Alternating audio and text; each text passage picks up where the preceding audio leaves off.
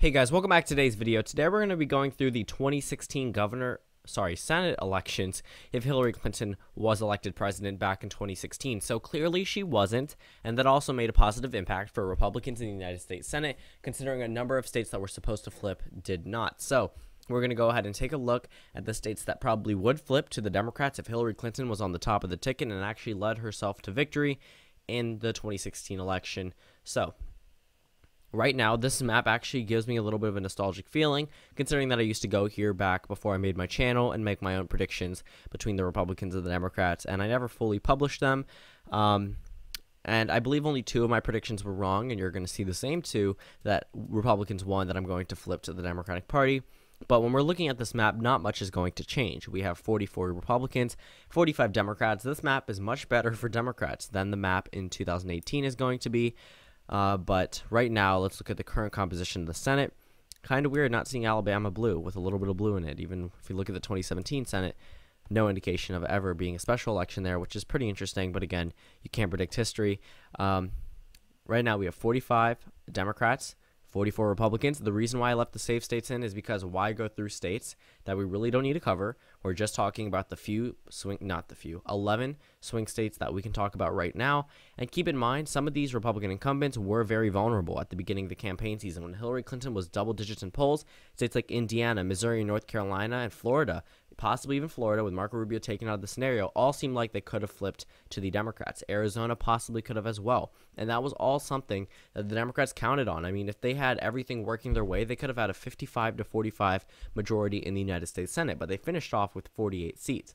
That means they did get 3 seats in the Senate map, but again, when we look at this map, sorry, I think I might have just touched the microphone, but I don't know if you guys can hear that or not. So we're going to go through this map. Not much is going to change, like I said. So we're going to start off with the Republican states. John McCain probably wouldn't lose in a state like Arizona.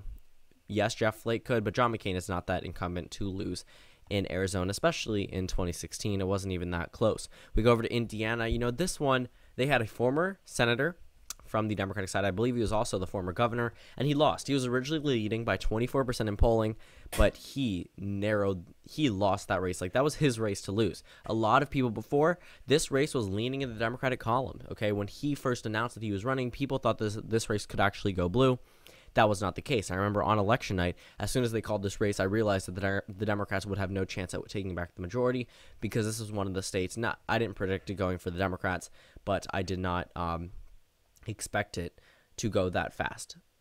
So we're looking at a number of these states. Where can the Democrats win? Well, there are a couple of states that went to the Democrats in 2016, the ones that remained in the Democratic column. Actually, we're going to fill in the VP slot that goes into the favor of the Democrats, meaning if we do reach a 50-50 tie, it will go in the favor of the Democratic Party because, of course, Tim Kaine would be the incumbent vice president right now.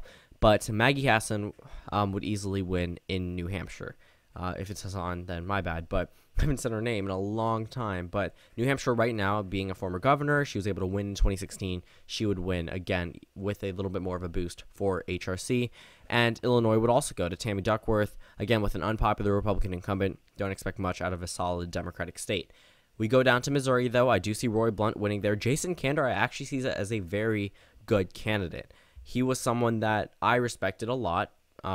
I also respected Roy Blunt, but I also saw Jason Kander having a real possibility of winning there. But again, with the whole Trump wave in, it seems like Republicans did phenomenal in Senate elections that they really shouldn't have in any other election year besides midterm years. So Nevada, that one goes to Catherine Cortez Masto. And, you know, right now, I see that state as a Democratic state. I mean, it went Democratic in 2016. You can't expect it to go the Republicans when the Democrats have a little bit more voters on their side. Nevada goes blue, Missouri goes red, 47 Republicans, 48 Democrats. Now we have a couple swing states left, 5 to be precise. I don't know why Ohio wasn't already characterized as a Republican race. Considering the results in 2016, we really didn't see a possibility of the Democrat winning there, even though I believe, let me see, he was a former governor, which was pretty interesting. Being elected in the governor position does not always mean that you're going to be elected in the Senate position, especially since the Senate position has national impacts, and people do screw up once they start running for not statewide offices, but things that actually have an impact on the national Senate map. So 48 Republicans, 48 Democrats. North Carolina, Deborah Ross didn't really have a chance. I noticed in some of the Hillary Clinton rallies, we saw Ross for NC signs, And she did not do well there either. The governor's race was probably the only part where Democrats shined in North Carolina, and it was only due to a number of factors against the GOP in the governor's race. We go down to Florida. Marco Rubio was going to carry that state anyway. So now we have 50 Republicans and 48 Democrats. So the final two states, the ones that I had projected going to the Democrats, was Pennsylvania and Wisconsin. Of course, both of these states did go to the Republicans, but keep in mind that the Democrats had a very real shot at carrying these seats. It's just they really underestimated the amount of Trump voters and a number of Republican voters that actually came out and voted for the Republican Party or the Democratic Party. So we finished off our map, 50 Democrats and 50 Republicans. So it's a little bit more different than what we normally see. In our map, Wisconsin is typically with one Republican, one Democrat, Pennsylvania as well.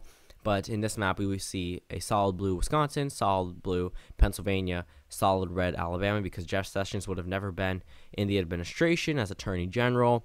New Hampshire stays the same. Of course, Virginia wasn't even up in this election. Missouri stays the same. Nevada stays the same. And that's how we finish off our map. If Hillary Clinton was elected president, the final Senate map in 2016 would be 50 Democrats and 50 Republicans. Thank you guys for watching this video. Comment down suggestions below, and I'll see you all tomorrow.